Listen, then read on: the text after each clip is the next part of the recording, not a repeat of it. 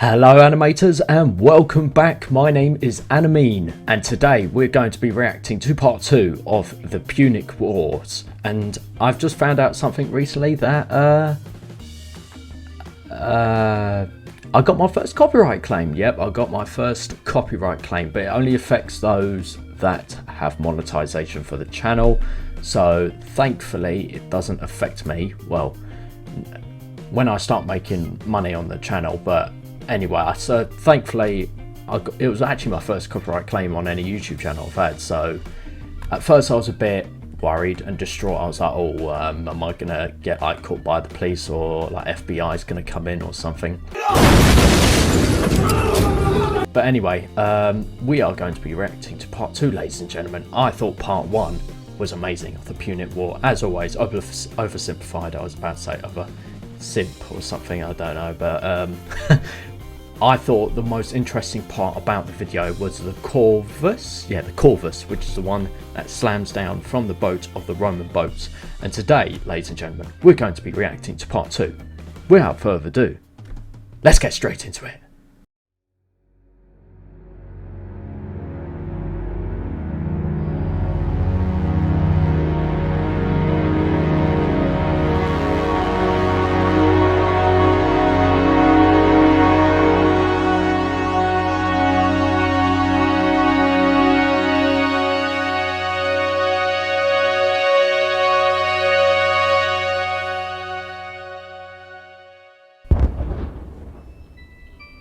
After the gigantic battle at Cape Ecnomus, the Romans were now free to land on African soil.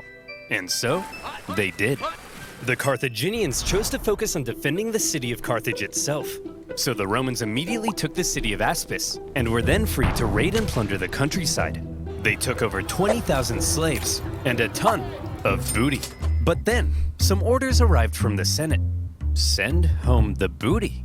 Oh, but I want to stay! No, Steve, not you. They mean the treasure.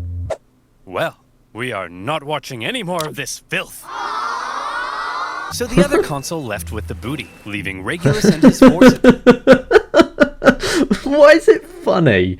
I love to the smallest of things, people. Come on. On their own, and they began advancing towards Carthage.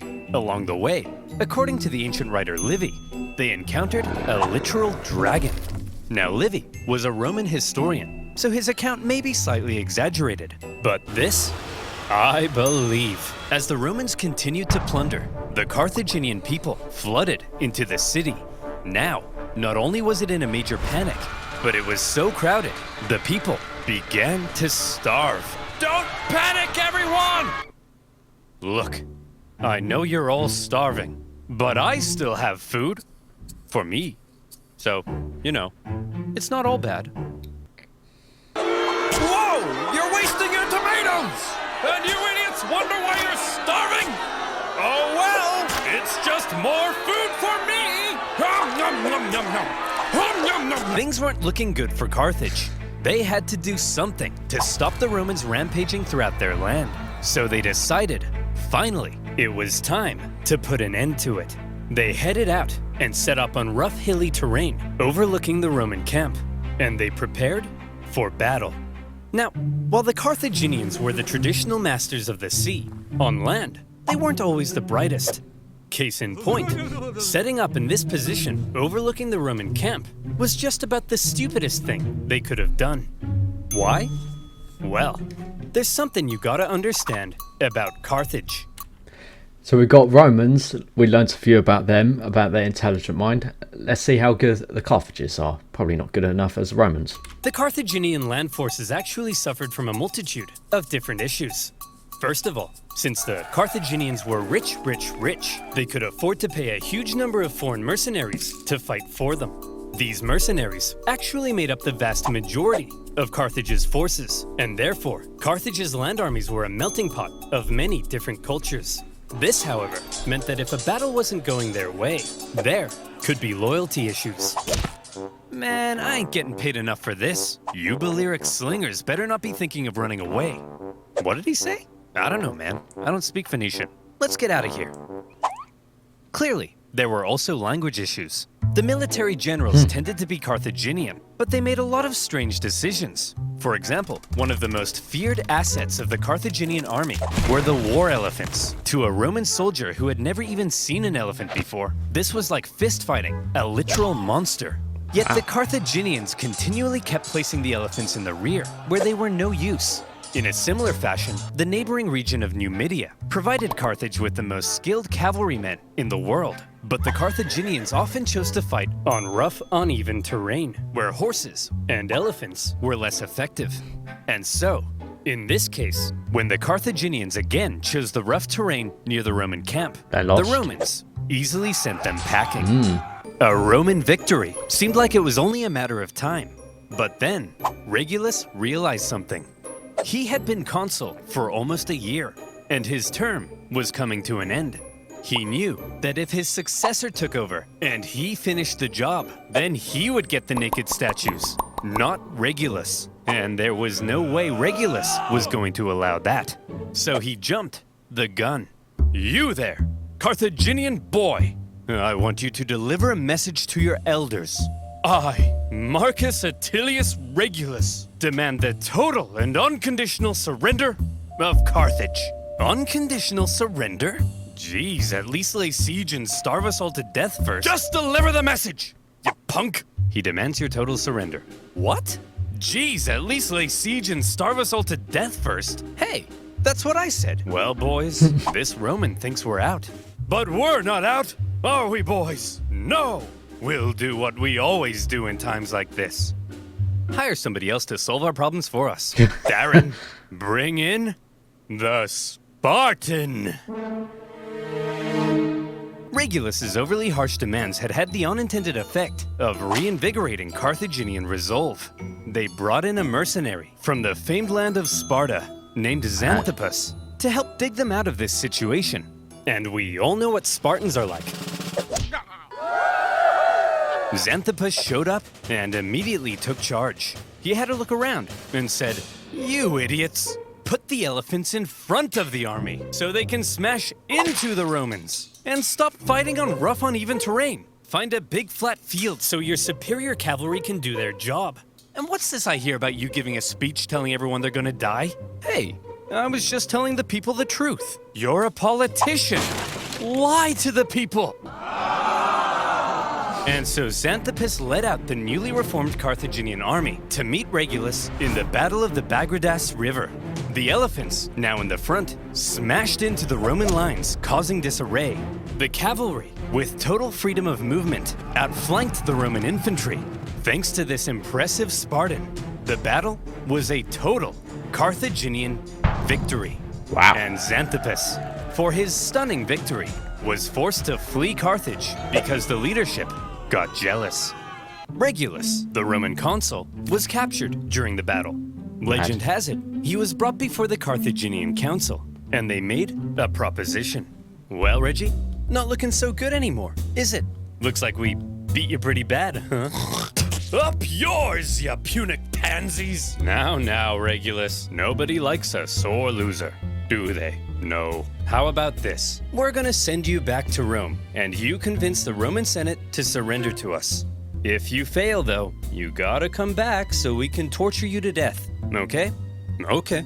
You promise? I promise. Hey guys. Whoa, Regulus! We thought you got captured. I did, but they sent me back to convince you to surrender. Well, should we? Surrender? No! Never surrender! Give 'em hell, boys. They're at the end of their rope. Anyway, I gotta go be tortured to death now. What? Yep, part of a deal I made. It's a long story. Whoa, hey, wait! Regulus! No, it's cool, guys. I promised. Regulus! This is ancient times. We massacre entire populations. We chop pets in half. You can break a promise. No, Tim! You never break a promise! That's too far! And so, Regulus went back to Carthage and was tortured to death. And for keeping his promise, he was immortalized as the leading symbol of Roman virtue. Meanwhile, after their defeat in Africa, the remaining Well, like they say, you die a hero, and then you get a statue for him, so he technically got what he wanted, just had to die, and you know, he made the promise and boom, it was that simple for him. Mad. Roman survivors, still in Africa, were still in Africa, and they needed to be rescued. So the Romans sent their fleet to pick him up and bring him home. They successfully fended off a Carthaginian fleet, grabbed the survivors, and made their way to Sicily. A great success. But then, things took a turn for the worse. Sir? That cloud looks kind of angry. Fear not, coward. If we Romans can build a war fleet from scratch and defeat the Carthaginian Empire at their own game, Lightning. why then even Mother Nature herself will crumble before us. I laugh in the face of Mother Nature. Ha ha! See? Come on, guys. Laugh at Mother Nature with me. Ha ha!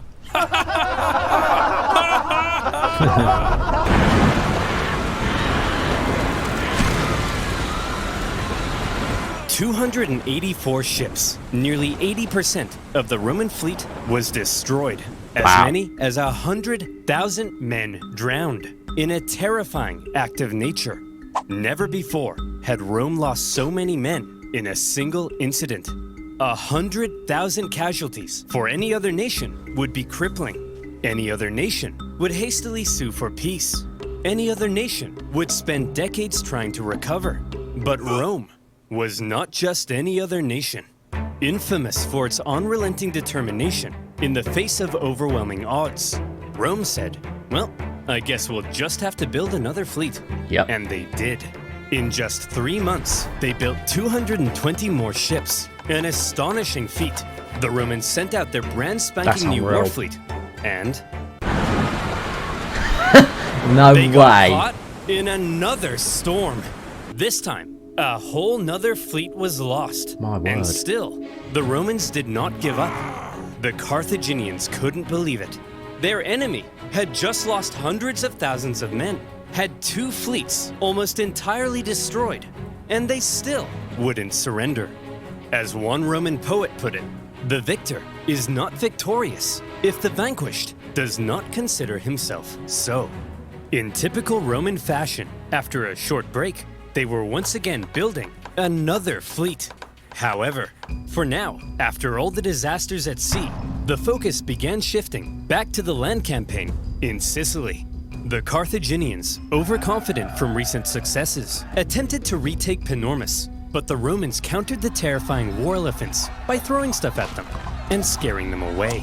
Wow. Having stopped the Carthaginian advance, the road was now open to the final Carthaginian stronghold on the island, Lilybaeum. Lilybaeum was an extremely well-fortified city. In 250 BC, the Romans laid siege.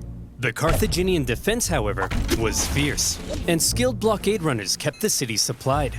Progress was so slow that the siege would last another 9 years. Wow. To make matters worse, the Carthaginians later sent possibly the greatest military general of the time, a man named Hamilcar Barca, to the island. He engaged in a skillful campaign of guerrilla warfare behind enemy lines, and for the remainder of the war, he was a major thorn in the Roman side. For now, with the deadlocked siege at Lilybaeum and the new Roman fleet at sea, things seemed to be at a standstill, and the Romans had to do something to break the deadlock. Thankfully, the Roman consul, Clodius Pulcher, had an idea. He tried to get things moving by attacking the Carthaginian fleet at Trapana. Now, before a battle, to predict if they would win, it was common for the Romans to look for signs from the gods. This could mean observing the weather or inspecting some cow livers. You know, typical religion stuff. Charming. In this case, Pulcher reportedly tried to feed some sacred chickens, but unfortunately for him, they wouldn't eat a crumb. A very bad sign. Well, he said, if they won't eat, then let them drink! Stupid chickens! We'll observe the weather instead. Gods, give me a sign. Ignore that. Okay, how about this? If I can get this piece of paper into that trash basket, we'll win. Okay, if I can stand here silently for 5 seconds and do nothing, we'll win. Dagnabbit! Pulcher chose to ignore the signs from the gods, and in the following battle, the superior Carthaginians tore them to shreds. It also didn't help that by now the Romans had removed the corvus to stabilize their ships, and without their secret weapon, it was a disaster. and Pulcher was disgraced. To make matters worse, the victorious Carthaginian fleet then went on to intercept a Roman supply fleet on its way to Lilybaeum. As they approached, however, they saw the signs of an incoming storm, so they took shelter. The Romans, on the other hand, said, "Onward, men! Set sail! We've got to deliver these supplies stat!" But sir, those clouds, don't you think we ought to have learned our lesson by now? Yes, Brian, we ought to have. But we haven't. Another fleet and 50,000 men lost in another storm. Disaster. Now, at this point, there still really isn't a clear winner. Sure, the Romans have captured most of Sicily and cornered the Carthaginian land forces at Lilybaeum, but the continued disasters at sea were critically depleting their resources, and without a strong fleet, Rome could not win. Meanwhile, Hamilcar Barca was still knocking about and creating even more problems. So, where do we go from here? How does this war finally end? By now, the two sides had been fighting for 23 years. They were exhausted. Their money, their resources, their strength were all utterly spent. The Carthaginians in particular were eager to see the war end so they could get back to trading and making money. So after the latest Roman disaster at sea, they said, "Look, there ain't no way in heck the Romans can come back again. They can't possibly afford to build another fleet.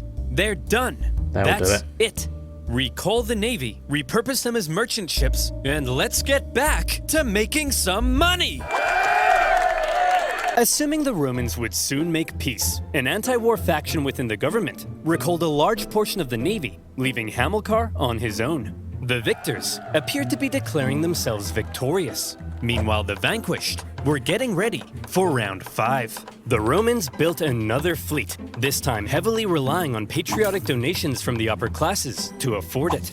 And once again, they put to sea. Sir? The Romans have built another fleet. Oh, for goodness sake, Clarence, can't you see I'm busy rolling around in this pile of money? But sir, I don't care anymore, Clarence. I just don't care! The Carthaginian politicians made a fairly lackluster final effort with a poorly built fleet to supply their forces in Sicily. But when the brand new Roman fleet caught them at the Battle of the Aegates, even without their signature corvus, they dealt them the final blow. And that was that. 23 years of war. Neither side could afford to keep fighting, but the Romans showed that they intended to anyway. The Carthaginians had no choice but to throw in the towel. The war had been long and hard for both sides, but in the end, it was Roman determination that won the fight. The Romans had spent the entire war trying to find a way to deliver the knockout blow. They learned how to build a fleet and engage in naval combat. They developed ingenious new ways of waging war. They attempted an invasion of the Carthaginian heartland, and whenever disasters struck them, they always came back, again and again. The Carthaginians, on the other hand, spent the entire war watching whatever Rome did, and then figuring out how to respond. They were much more passive, and so, it's no wonder then that when both sides were close to collapse, Rome was the one who figured out how to go that little bit further. In 241 BC, the Carthaginian politicians sent word to Hamilcar Barca that he was on his own and could choose to make peace with the Romans if he wished. Hamilcar was stunned. He felt betrayed by the politicians. Some sources say he refused to even negotiate. Nevertheless, terms had to be drawn up. Well, Hammy, I'm glad you Carthaginians have finally come to your senses and recognized who the true winner is. How many fleets did you lose? Okay, here are our terms. You leave Sicily to us and return all of our prisoners. You're not allowed to make war against Syracuse or her allies, and you have to pay us 2,200 talents of silver over the next 20 years. What's a talent of silver? Well, to put it in perspective, in the year 2022, that'll be worth around, let's say, 40 million US dollars. 40 million? What? Ay caramba! That will cripple us! Wow, we got a real smart guy over here. Yeah, that's kind of the point, you dingus. Ugh, I guess I have no choice. I accept. Great! Oh, by the way, we changed our minds. You actually have to pay us 3,200 talents of silver over 10 years. Thanks for accepting. Dude! See you later. Hey! You didn't let me say uncool! He didn't let me stay on cool. The treaty was extremely punishing, and by switching up the terms at the last minute, they enraged the Carthaginians. But still, one of the longest and deadliest wars at the time was finally over. The Romans had won. They achieved their aim of gaining Sicily. And even though it wasn't part of the peace deal, they took advantage of a weakened Carthage and grabbed Corsica and Sardinia as well. Roman expansion beyond the Italian peninsula had just begun. The Romans hoped that now the Carthaginians would forever be under their thumb. Unfortunately, the harsh terms they placed on the Carthaginians at the end of the war left a growing anger, one that would come back to haunt them. One day, Carthage will have its revenge. That's nice, dear. I'm serious, woman. Maybe not in my lifetime, but perhaps in his, my beautiful son. You are born into a momentous destiny. You shall be Rome's greatest enemy. You'll tear Rome limb from limb. You'll burn their pathetic city into the ground. You'll slaughter their people, men, women, and children. My child, you are vengeance. Stop telling our baby he's vengeance. But he is, Barbara. He's vengeance. That may be so someday, but for now, our son has a name, and you should call him that instead. His name is... Hannibal. Wow. Oh, wow. Send Punic will oversimplify. Oh, wow. That's what. Yeah, because I remember searching up that there was 3 Punic wars. Yeah, so we've just literally watched the first one. Wow. Just goes to show the Roman Empire. They were a force to be reckoned with. That's unbelievable. They are literally like the Russians. The Russian Empire during World War II. I literally kept on fighting to get what it is that they wanted. At first they were like, oh, this enemy's starting to gain its ground a bit, like the Germans did, encircling a lot of cities and capturing a lot of Russian soldiers during World War II. And then boom, out of nowhere, they're gaining so much territory. I assume probably from the end of the Punic Wars that it resulted in literally all what belonged to them, the Punics, and also Carthage and the rest of the claimed territory of that side was now then, after the 3 Punic Wars, claimed by the Roman Empire. I mean, that's unbelievable. That's quite bonkers, but hey, the Roman mind is very intelligent, so honest, and it's so true that knowledge is power. Literally, knowledge is power, and it's a famous phrase that they say, oh, some people don't believe it. Well, I think this video does exemplify a lot that knowledge is power, and if you have knowledge, then you can basically do literally anything. You can outthink your enemy, and that's how you win those battles. And that's basically how these Romans, and just how they were able just to adapt to situations. Because with anything, any challenge you have in life is that you've got to learn how to adapt and embrace change. And these Romans are thinking, right, okay, we've got to learn how to make boats. And how do we embrace that change of helping us win battles? And then they introduce a system where they can implement their battles on land, and that's how they won their battles. Just goes to show that the Roman Empire would do anything that it takes to get what they want, which is very, very bonkers. But yeah, ladies and gentlemen, that was the Punic War, or the first Punic War actually, and that was part 2. Wow. I thought that was amazing. Out of 10, a solid 9 out of 10. Solid 9 out of 10. I thought that was incredible. But yeah, that has been me, Animean. Hope you enjoyed it. If you did, don't forget to leave a thumbs up. Does show your support. I do appreciate it. And I'll see you in the next reaction video. Stay awesome, animators.